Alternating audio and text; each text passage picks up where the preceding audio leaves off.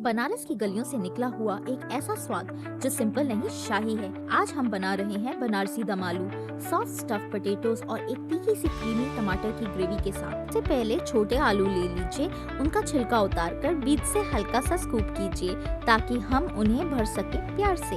अब इन आलू पर हल्का सा तेल लगाइए और एयर फ्रायर में डाल दीजिए 400 डिग्री फ़ारेनहाइट पर 20 मिनट के लिए। बीच में पलटना ना भूलें ताकि हर साइड क्रिस्पी रहे। अब बनाते हैं आलू की स्टफिंग। एक बोल में डालिए क्रम्बल्ड पनीर, बारीक कटे हुए काजू किशमिश, थोड़ा सा हरा धनिया, अदरक, हरी मिर्च, लाल मिर्च, अमचूर पाउडर, धनिया पाउडर, गरम मसाला, थोड़ी सी कसूरी मेथी, हाथों से हल्की सी क्रश करके और नमक स्वाद अनुसार।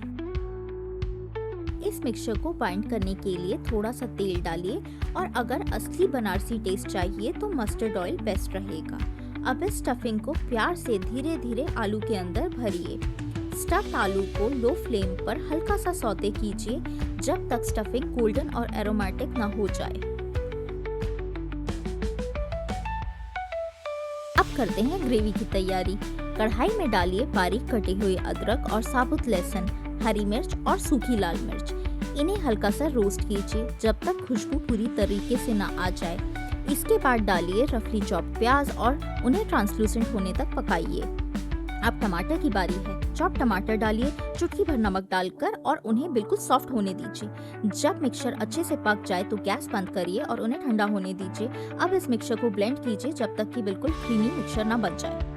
अब पैन में घी गरम कीजिए और सारे खड़े मसाले लौंग, दालचीनी, बड़ी इलायची, तेजपत्ता हल्का सा रोस्ट कीजिए ताकि अरोमा पूरी तरह से निकल आए।